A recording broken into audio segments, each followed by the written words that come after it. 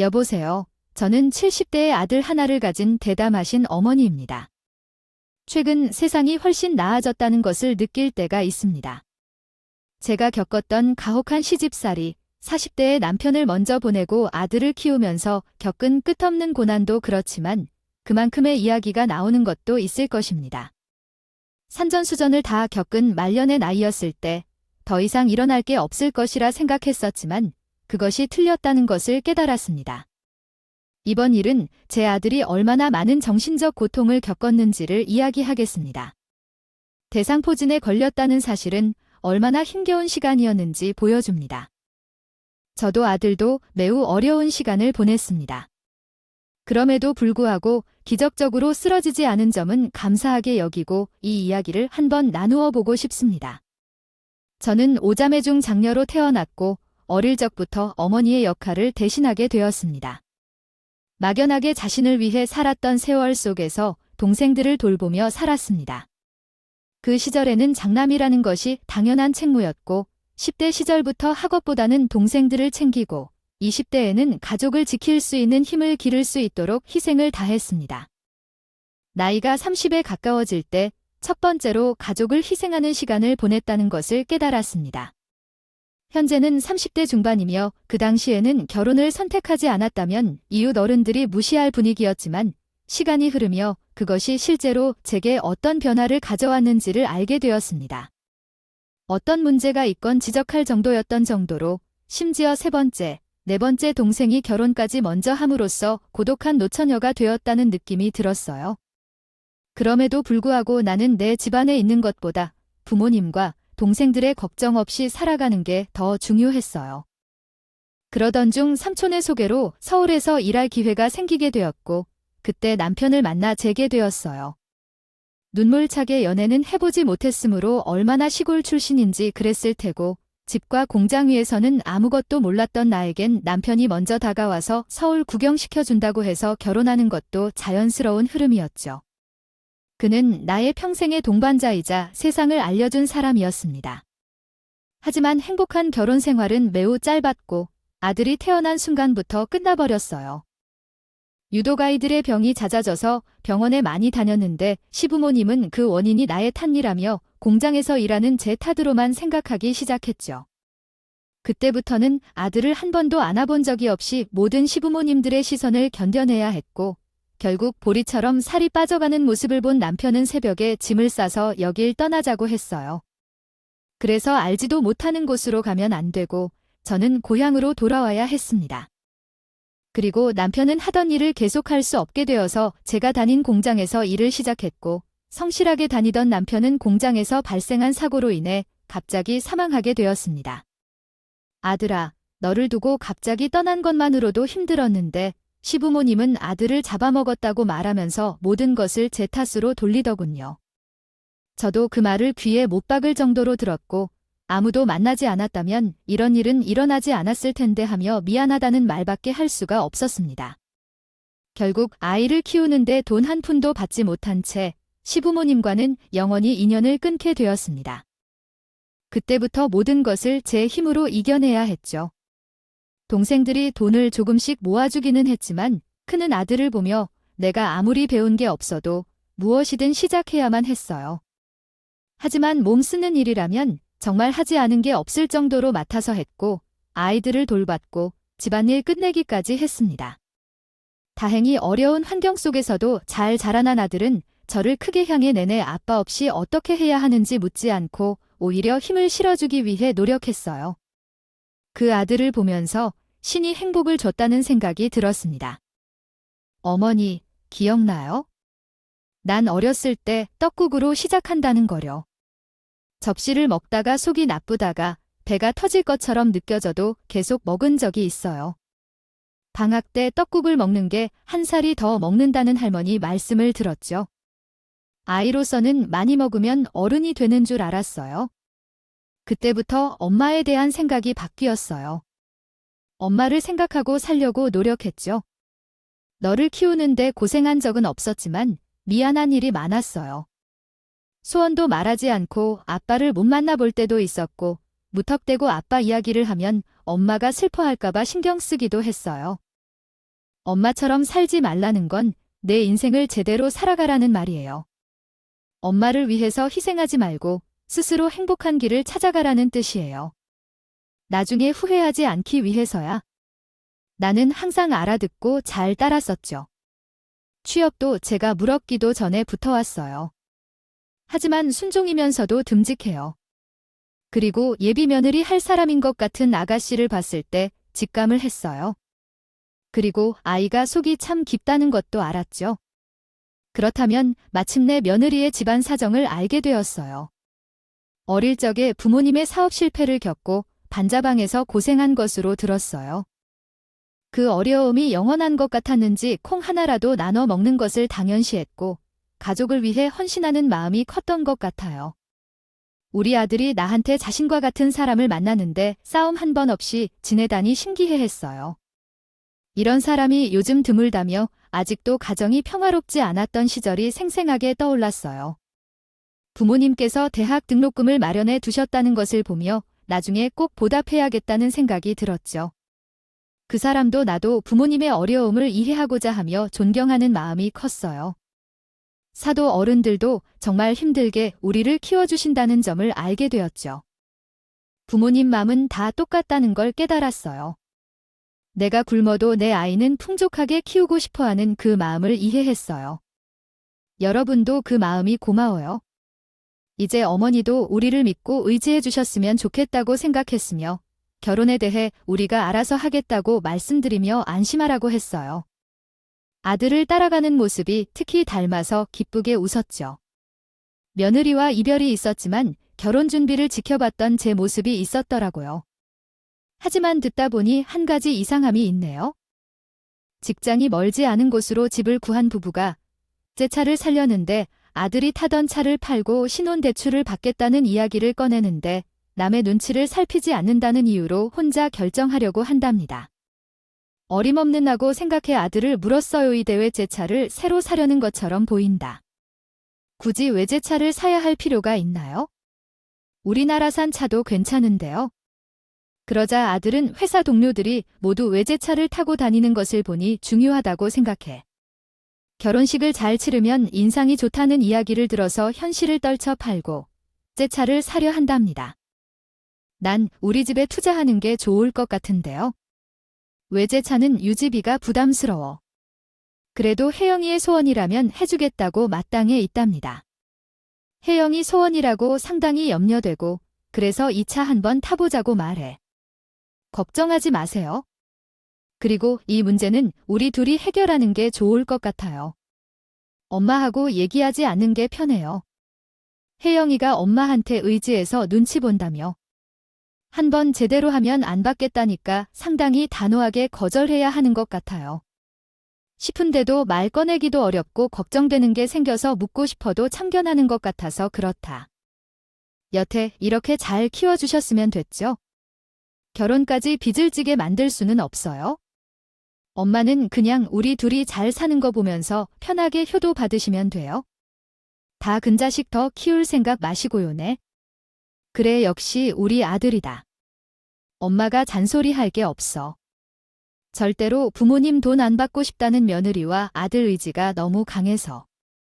사실 아들 주려고 모아둔 돈도 있었는데 꺼내지도 못하게 하더라고요. 그래도 사람일 모르는 거니까 언젠가 아들에게 필요해지면 줘야겠다는 생각을 했죠. 그렇게 결혼식을 마치고 난 뒤 조금 의문스러운 게 있었습니다. 한 번도 새로 선 차를 타고 집에 오는 법이 없더라고요. 아니 그렇게 비싼 차를 썼다고 하는데 아까워서 주차장에 세워만 놓고 사나 싶기도 했죠. 한동안 궁금해하기만 하다가 하루는 제가 병원에 갈 일이 생겨서 며느리에게 채워달라고 부탁을 했어요. 내가 다니는 병원이 너무 멀어서 그런데 말이다. 이번 주말 하루만 좀 도와주지 않을래? 차로 좀 바래다 주면 좋겠는데 진료는 금방 끝나. 맞아 어쩌죠. 지금 그 차를 저희 아빠가 타고 있어요. 잠시 일이 생겨서 빌려갔는데 아무래도 택시 타고 다녀오셔야 할 것 같아요. 죄송해요. 그때만 해도 며느리가 자신이 잠깐 빌려간 것처럼 얘기한 말을 믿었어요. 또한 다른 사람이 아니라 사돈 어른이 잠시 빌려간 것이라고 해서 자세히 따지거나 물어보는 것도 그렇게 했어요. 그런데 집안에서 일이 생길 때마다 아들이 차를 빌려 타고 다니는 것을 보고 의문이 들었어요. 그래서 우연히 사돈과 함께 저녁을 먹는 자리에서 외제차를 몰고 온 사돈 모습을 보고 강한 느낌이 들었어요. 저녁 식사 자리에서도 자랑하는 모습을 보고 정신이 없었어요. 요즘 비싼 차를 타고 다니니까 사람들이 사장님 또는 회장님이라고 부르는데 우리 나이에 이런 차를 타기 쉽지 않으니까요. 그리고 딸에게 선물 받았다고 하면 더 놀라겠지요. 결혼 후 차를 업그레이드 하겠다고 하는데 그럴 필요 없다고 생각해요. 나는 내 모습이 최고니까요. 차가 좋아서 장거리를 가도 피곤하지 않아요. 사람들은 차를 선물 받았다고 하네요. 왜 갑자기 그런 자랑을 하는지 이해가 안 돼요. 며느리는 제게 빌려줬다는 거짓말이 들통났는지 당황한 표정을 짓더라고요. 그리고 사돈 어른도 만족해할 수도 있다면서 그 차를 오직 며느리의 돈으로만 샀다고 생각하니 마음이 불편해졌어요. 아들을 너무 단호하게 다루는 것 같아서 그의 반항을 느꼈습니다. 아, 남편은 젓가락질을 질색할 정도로 못해서 밥을 먹을 수 없어요. 아, 연습 좀 해야 될 것 같아. 아니면 밥맛이 떨어질 거예요. 빨리 고치세요. 알았어요, 아버지. 재미있게 고치겠습니다. 얘가 이런 식이라니 말도 자연스럽게 해야지. 나도 아들처럼 편안하게 다뤄주면 그가 받아들일 거야. 어린이도 나보다 센스가 없어? 이렇게 재미없는 남자를 어떻게 좋아할까요? 점점 불편해지니 의도치 않게 불충하더라고요. 아버지였기에 더 그랬던 것 같아요. 평소에는 어떻게 다뤘을까요? 헛기침을 하고 불편해하는 척했더니 달랬어. 눈치 주더라고요. 하지만 술을 한잔 했으니 넘어가야 했어요. 이때 며느리에게 물어봤어요. 아버지한테 선물로 줬지. 그럼 어째서 나한테 빌려줬다고 거짓말을 했니? 내가 뭐를 부탁한 건가? 왜 그러죠? 이렇게 사람을 속이고 알게 된 것이 정말 기분 나쁜 일이에요. 그렇죠, 어머니. 그런데 미리 미안해한 이유가 있어요. 그러면서도 둘이 대출받은 돈에서 비틀어 쓴 것을 알면서도 왜 자식 이야기만 꺼내는 건가요? 당신은 내가 너한테 빌린 줄로 아는데요. 그런데 나한테 그때 말했는데 그걸 잊으셨군요. 술을 드셨으니 그런 거겠죠? 그리고 빌려준 것이 맞지만 아빠가 선물로 준 줄로 오해해서 문제가 생겼어요. 이럴 수밖에 없었어요. 미안해요. 설명하지 못해서 거짓말을 한 게 아니라고. 오늘 아들이 그렇게 함부로 취급하는 것도 불쾌했고 서로 만난 것만으로도 즐거웠지만 이런 일이 다시 생기면 그땐 가만히 있기 싫어요. 아들도 그렇게 아들처럼 위험을 지낼 텐데 술이 좀 튀고 그랬던 것 같아요. 그런데 아빠는 그런 일을 아들처럼 재미있게 여기고 싶어 할 거예요. 앞으로 이런 일이 없도록 더 신경 쓸 거예요. 며느리의 사과를 지나치지 않고 바로 받아들이는 걸 보면서 더는 이런 일이 없을 거라고 생각했습니다. 그러나 그런 사건이 일어나고 나니 아들이 심각해진 걸 보니 다시 걱정이 많아졌어요. 명절에 아들과 며느리가 내가 장을 보러 갔다 온 사이에서 싸움을 벌이는 걸 본 것이었죠. 결혼 2달 후에 부부가 돈 문제로 다툰 적이 없어서 걱정했어요. 그런데 갑자기 남편이 돈을 아까운다며 까분다는 것에 대해 불편함을 느끼고 있었어요. 부모님께 들어가는 돈이 아깝다는 건 아니잖아 라며 남편에게 이야기했더니 불화가 시작되었어요. 남편은 효도란 돈으로 하는 거라고 생각하고 있었는데 이것이 계속되면 나중에 어떻게 될지 걱정되었어요. 또한 해외여행을 갔던 것을 부러워하는 어머니를 보며 안쓰러워하고 있었어요. 하지만 도박이 되어가는 소비로 인해 남편과 갈등이 더 커졌어요. 결국 이것이 우리 결혼 전에 한 약속을 깨는 것이라고 생각했어요. 부모님 앞으로 잘 챙기자는 의미였지만 이렇게 이기적으로 당신 가족들만 챙기는 게 아니라고 우리 어머니도 해외에 나간 적 없어. 근데 장모님이 선물이랍시고 비싼 차부터 시작해서 여러 가지를 챙겨줄 때 우리 어머니에게 선물 한 번 사다 준 적이 있냐고. 내가 왜 어머니까지 챙겨야 하냐고. 당신이 죽은 것도 아니고 당신이 하면 되지. 뭐 그런 소린 그나마 할 수 있지 뭐. 오늘도 마찬가지로 우리 어머니에게는 딸 한 사람에게 과일 바구니 하나로 끝이고 당신 집에는 한우부터 선물까지 따로 준비해 놓고 아버지 차로는 부족했다고 해. 그것도 당신이 나한테 거짓말하고 받아간 거잖아. 와, 정말 무서워. 당신 사람들은 두 얼굴이야. 아무도 모르겠지? 그런 사소한 선물로 계산하고 있었어. 그리고 차는 내가 타고 싶었는데 어쩔 수 없다고 했어? 어차피 어머니는 혼자이고 우리 부모님은 두 분이니까 모든 게 약속되어 있잖아. 이런 걸 설명하고 앉았더니 참으로 기억이 난다. 생색내서 나해선 목소리에 적과 이야기했다. 집에 들어갈 수 없어. 밖에 서성거렸다. 그럴 때 들어가서 문제를 발생시키려다 더 어렵게 만들지 않을까 하는 생각에 굳이 아무것도 모른 척하며 집 안에 들어갔다.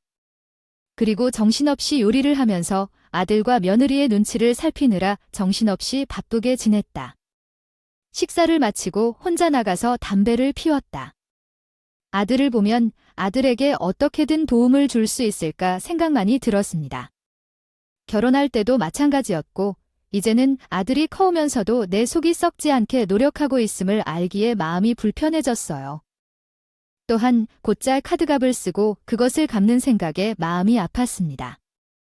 어릴 적부터 계획하고 꾸준히 목표를 향해 살아왔던 아이가 이렇게 되어버리니 어쩌면 좋을지 몰랐습니다. 몇 주 뒤 아들에게 30년간 모은 적금을 건네주었습니다. 만기가 얼마 남지 않았던 시점에 돈을 아들에게 주고 싶은 마음이 들었죠. 결혼할 때 주려고 했던 돈까지 더해줬더니 아들은 절대 받아들이지 않겠다며 거부했습니다. 그러나 엄마가 도와주고 싶어하는 마음을 알아서 그렇지 결혼 때는 다 알아서 하겠다고 돈은 안 받을 거라며 거세게 거부했습니다. 이런 때는 엄마가 도와주고 싶어서 그렇다고 아이 내 집 한 채는 필요하니 집을 구입해야 한다고 얘기했던 관계가 개선된 것 같아 보였습니다. 그리고 엄마가 너무 속상해 할 거라며 받아주도록 설득하니 아들은 마침내 제 말을 이해하고 받아들여 주었습니다. 이웃 문제는 잘 해결된 것으로 보이고 며느리와의 관계도 회복되었는지 큰 문제가 없어졌습니다.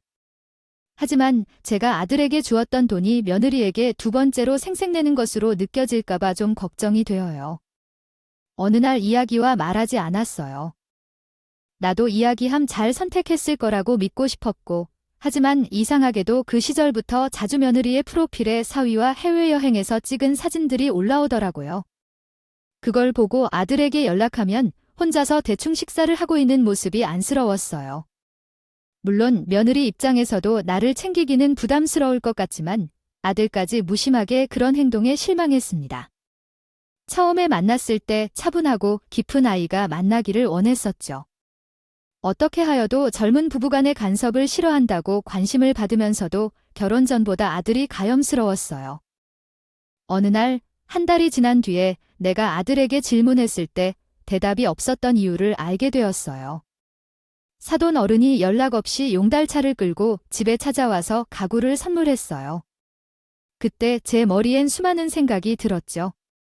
내가 가까이에 다가가 보니 그 가구는 오래 사용된 낡은 가구였어요. 이 시간에 어디 가셨었나요? 가구는 무슨 뜻인가요? 사돈께서 필요한 거 있으면 고르세요. 내려놓고 가겠습니다. 네, 누가 이런 것들을 사용했나요? 그러나 그것을 나에게 준다면 아마도 다른 사람의 것을 가져온 것일 거예요. 다 주시님의 의미는 무엇입니까? 곧 좋은 아파트로 이사할 예정이에요. 이것은 같은 사건에 보여도 돈 많이 주고 산 것이라서 튼튼하겠죠. 마음에 드시는 것이 있나요? 함께 협력합시다. 다 공짜예요. 공짜로 받아도 계속해서 가구를 보라고 하셨지만 이미 제 귀에는 아파트로 이사할 예정이라는 말이 꽂혀 있었어요. 그렇게 사업도 적고 근근히 살아가는데 어디서 그 돈으로 이사를 하는 건지 궁금하네요. 어디로 가실 건가요? 사업하실 때 돈을 많이 모으셨나요? 그 돈이 남아 있을까요? 알 수 없어요. 우리 애가 아파트 한 채 또 개왔더라고요. 갑자기 큰 돈이 생겼다면서. 아이들 때문에 변한 곳에서 살라고 하는데 아이들 때문에 말년에 호강할 수 없으니까. 어떤 돈인가요? 사돈도 참 일단 애들 집부터 마련하세요. 이전에 둘이 얘기하는 것 들었을 때 친정에 선물하기 위해 돈을 한 달에 1,000씩 사용한다는데 잘 하는 것도 청도지요. 그게 모두 빚이라는 걸 모르시나요? 사돈도 뭐라고 할까요? 저는 애들이 빚더미라도 안 게 알고 그렇게 이야기하는 것이 너무 낯설어서요. 부모님은 잘 하신다고 생각하지만 애들이 살 기반부터 마련해야 한다고 하셔야죠. 왜 두 눈을 감으세요? 제가 철없이 애들이 집을 빼앗았다고 하는 건가요? 우리 딸이 준비한 것입니다. 그건 아니에요.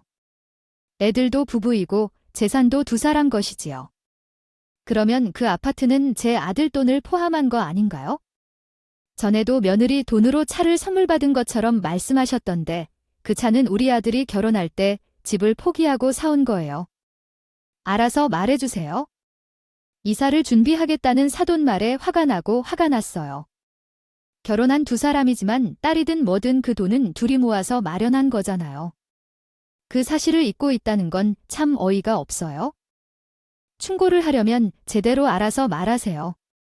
우리 딸이 얼마나 잘 투자하는지 몰라요? 최근 주식으로 큰 이익을 낸 아파트를 우리에게 준 거라고요. 한 남편도 한 푼도 내지 않은데 왜 그런 소리를 하는 거죠? 현재 투자 중이에요. 아니, 그걸 둘이 모은 돈이라고 알고 한 말이에요.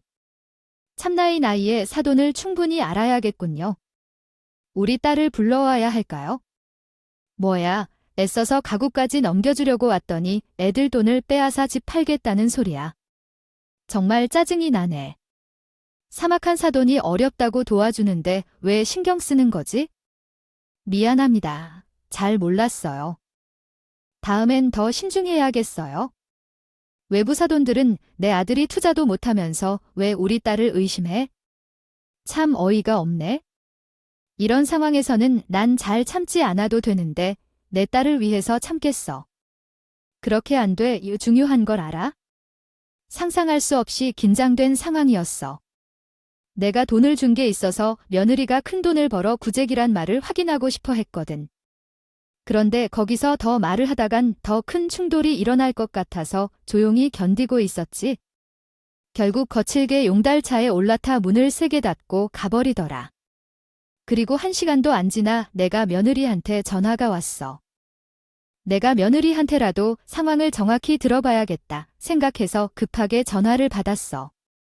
응, 그래. 내가 너한테 전화하려던 참이었는데 너도 사돈한테 대충 들었을 거야. 서로 오해가 있었나 봐. 그래, 나도 궁금한 게 많아서 그랬어. 아빠한테는 왜 그런 말을 했어? 어머니가 너무 화를 내서 그럴라 했어? 아빠는 어머니 생각해서 그런 말을 한 거야?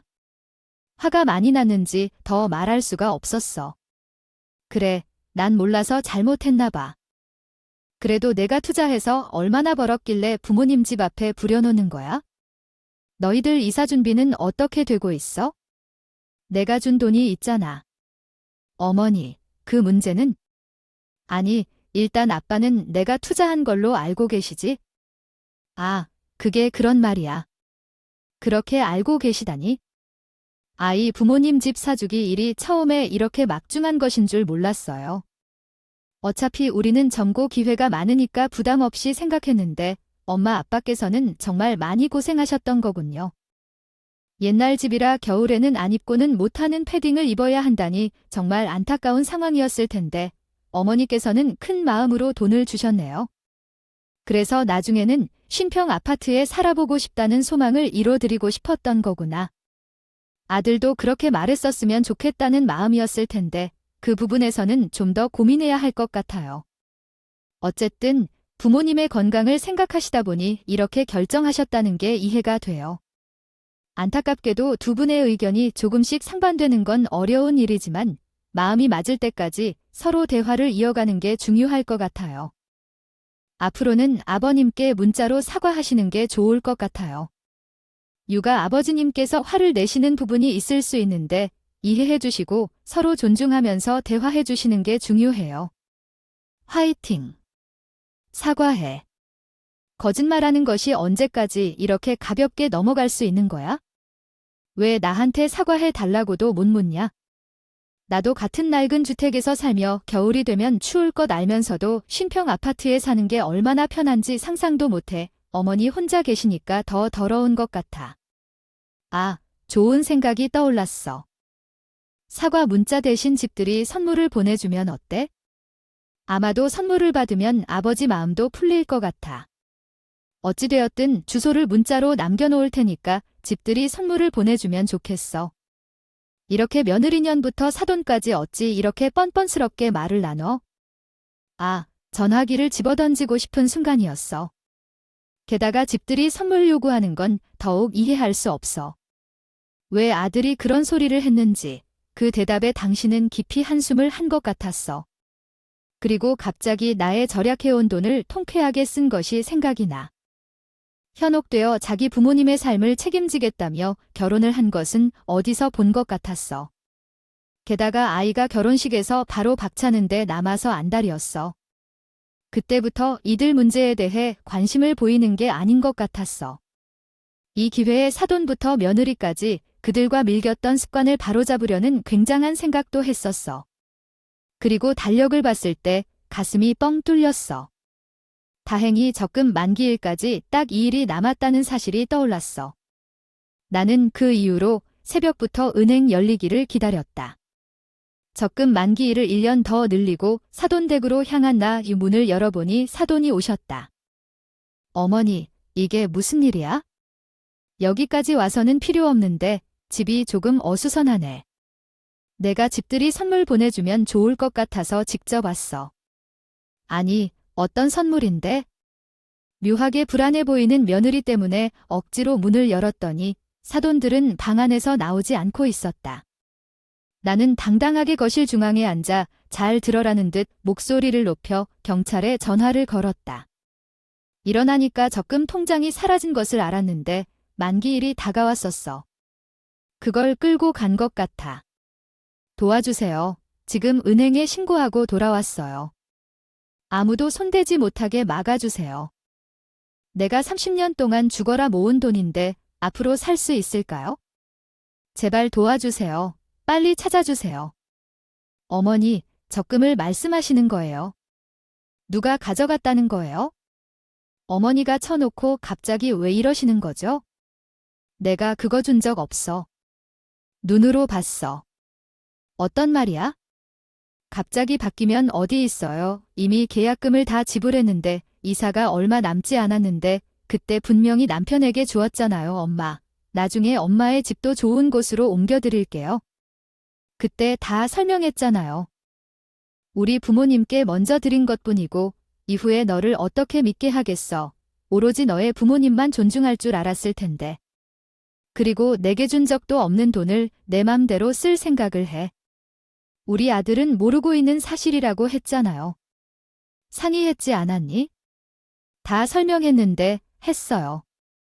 정말 다시 말하지만 사돈 아파트 얻어서 편하게 사라고 준 돈이 아니야? 엄마, 가족이라 할 때 왜 그런 말을 해요?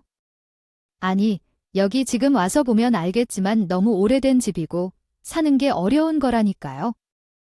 여태 고생하신 부모님 집이라도 편히 있을 수 있게 해드린 건데 너희 부모님 못지않게 고생한 사람이야. 어찌할까요?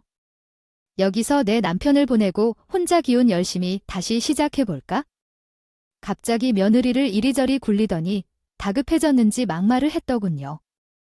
이제야 며느리 진짜 모습이 보이는 것 같았죠.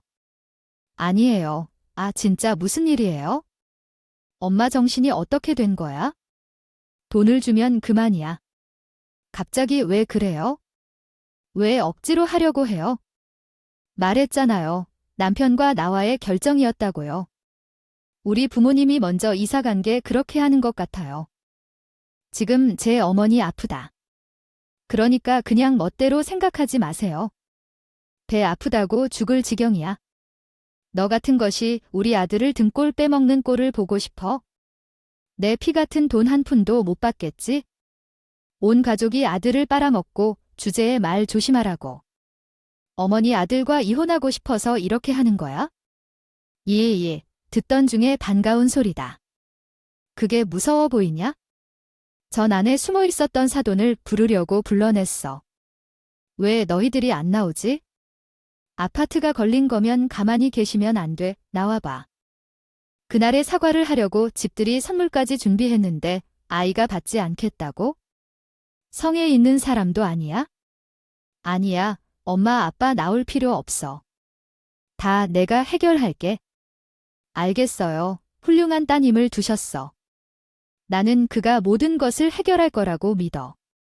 그리고 돈으로 효도할 생각은 안 하게 해줄 거야. 그는 엄마를 걱정할 필요 없이 안심시키겠다고 했어. 애를 키우느라 힘든데 피를 빨아먹는 짓을 하고 있어. 식구들이 배불리는 건 못 참겠어. 경찰을 통해 연락받고 온 아들이 놀라 들어왔다. 이렇게 이야기다. 눈물이 핑 돌 것 같았습니다. 내 손으로 우리 아들 가정을 깨뜨릴 것 같다는 생각이 들었어요. 그래도 며느리 앞에서 흔들리지 않는 모습을 보이기 위해 견뎌냈어요. 어머니가 우리를 고소했다고 하니까 당신과 나를 도둑으로 몰아넣었어요. 엄마가 어쩔 수 없다고 했어? 이렇게 할 방법밖에 없었어. 미안해. 엄마가 왜 미안한지 알아요? 내가 하는 말이 너무 마음 아프게 들리지 않나? 엄마도 나를 살려주는 걸 알아요. 나도 오늘은 확실하게 마음먹고 왔기 때문이죠. 그리고 아들이 들어오자 문이 열려 나와 사돈들이 나왔어요. 지금 무슨 짓이냐? 라고 아들이 물었어요. 어머니가 나한테 한 짓의 죄를 용서할 수 없는데 우리가 이사 간다는 소식을 듣고 이런 소란을 피우니 빨리 어머니를 데려가라고 했어요. 우리 엄마한테 가면 안 돼. 나도 오늘부터 아무 관계가 아니니까 아들이 손을 꼭 잡았고 큰 소리로 말했어요. 격하지 정도로 대꾸도 소리치지 않고 차분한 표정이었어요. 자네는 어떻게 우리 엄마에게 그럴 수 있었니? 그렇지? 어쨌든 내가 괜찮다며 어디까지 갈 수 있는지 시험했어. 우리 엄마는 어떻게 모은 돈인데 경고했지. 함부로 건드리지 말라고. 그런데 예고 없이 아파트를 넘어가려고 했어. 말하려 했는데 그게 시간이 우리가 늦게도 살아도 된다는 걸 말해. 엄마 아빠한테 비싼 외제차 쉽게 넘겨줄 수 있다며 이렇게 넘어가는 줄 알았어. 매달 너의 식구들한테 들어간 돈은 아깝지 않았어. 가족이니까. 그러나 네가 더 이상 우리 엄마를 차별하지 않았더라면 우리는 이렇게 끝날 일 없었을 거야. 그래서 이번에는 나도 결코 넘어가지 않을 거야. 만약 넘어가지 않는다면 어쩌려고? 다시 원점부터 시작해야겠지? 그건 말이 너무 좋지 않게 하지만 우리 부모님은 돈 훔쳐 샀다는 거잖아. 어째서 이런 짓을 하는 거야? 너의 말이 이렇게 결정적이라고 이런 효도가 무슨 소린지 알겠어. 나도 다 계획이 있었으니까 그랬던 건데 무슨 소리야? 돈 전부에 대해 전적으로 맡겨놨다는 걸까? 아이고, 이러기만 하면 돈입니다. 내 돈이야. 그게 아들이 되는 거고 다 꽃길이처럼 느긋마 시끄러운 표정으로 바라봤지? 아무것도 모르시는 것 같아서 설명해 주자네. 그럼 자랑스러워하는 딸이 요한게 산 모든 것들과 함께. 돈 한 푼 없었거든요. 그것도 비밀로 한 건데 모르셨지요. 제 돈 아니었으면 물 한 잔도 못 살 텐데요. 결혼 전부터 비싼 외제차 사달라고 가도 울면서 샀더니 자기 돈으로 샀다고 속인 거였더라고요. 다 알았지만 눈 감고 넘어갔어요. 지금 것처럼 비슷하게 살아왔고 부모님 위하는 마음이 커서 그렇다고 생각했으니까요. 그런데 사람을 잘못 본 것 같네요. 너 그네 말이 사실이야? 너 그거 주식 투자해서 이익 봤다고 그러잖아.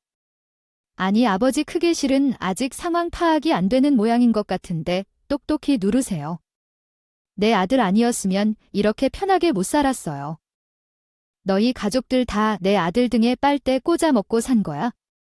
고맙다는 인사는 커녕 뭐 더 빼낼 생각을 해 어디 귀한 나의 아이를 함부로 대하고 있어? 이것들이 내가 어떻게 키웠는데 껍데기뿐인 당신의 딸을 환불하고 가겠습니다. 잘 키워주세요. 한 번도 이런 얼굴로 보이지 않으셨고 아들은 제 팔을 잡고 나가자는 신호를 준 후 신발이 다 나가시길 원하셨습니다. 그리고 엄마께 받은 돈이 있네 생각해보니까 실수로 잘못 들고 온 것 같아요. 경찰서에 가서 오해를 풀고 다시 돌려줄 거니까요. 아파트에 들어가서 동부까지 내가 쓴 것까지 다 받아가세요.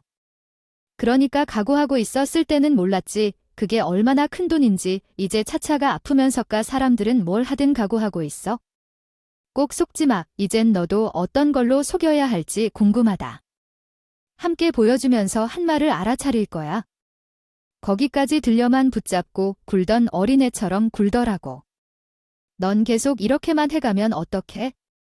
어떻게 해야 할까? 빨리 쓰러지는 듯이 갚아는 이야기를 근처에 강하게 붙잔. 그 돈이 없으면 끝내고 싶다니까. 잘못했다고 인정하라고. 어떻게든 간청해도 소용없을 것이다. 차라리 무너진 집으로 돌아가서 엄마 아빠가 들리지만은 이상한 정당성으로 찾는 작별인데 아들과 함께 나왔다. 그 표정으로 아들이 사는 게 우리 집이면 어마어마하겠다고 보였다. 이쯤 끝나려고 했을 그 사람들은 그쯤이 아니었어요. 아니면 바보들이 행복하고 있을 것 같았어요. 요래요래 계속 집을 내보냈어요. 평생 어머니가 어떻게 그 돈을 어떻게 사용했는지 난 다 알아요. 제가 잘못했어요. 제가 속았었어요.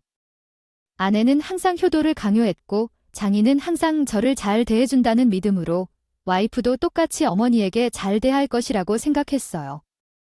나조차도 모르게 세뇌당한 것 같네요. 하지만 잘한 거예요. 우리 아들이 오늘 나한테 말했어요. 나를 딱딱하게 비판했어요. 그 여자에게 이혼을 권유하여 얼마나 잘 살고 있는지를 어머니에게 보여주고 싶다고 했어요. 어쩌면 그 여자가 그걸 이용했을 수도 있겠죠. 어느 정도까지라도 가정을 지키고 싶었어 그렇게 오래 속아왔던 게 죄송합니다.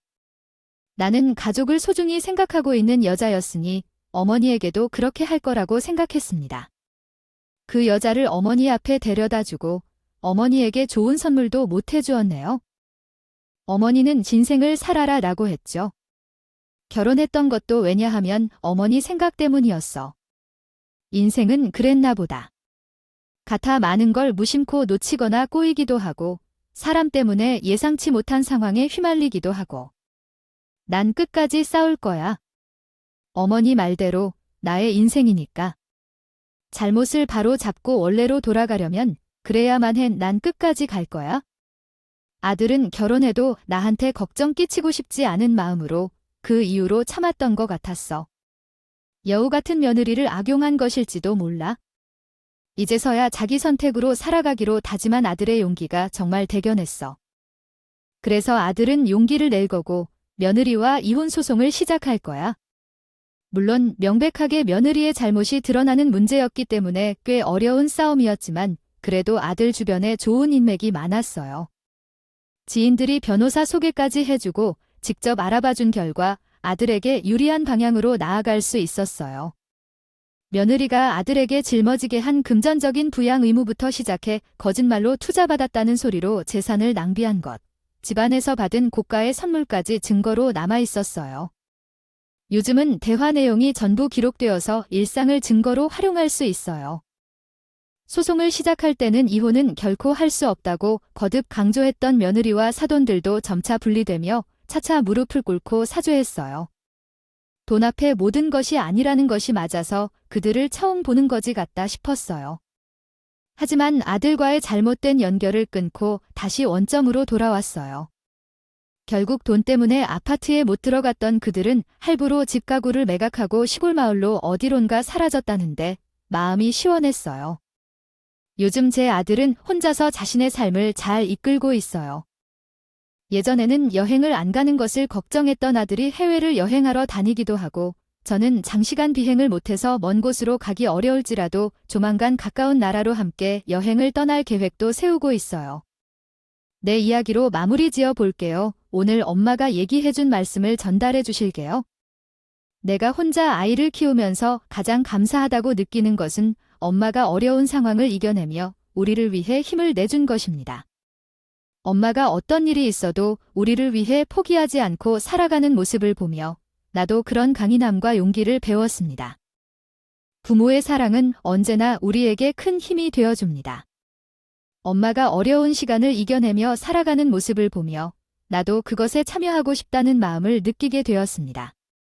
항상 고맙고 사랑합니다.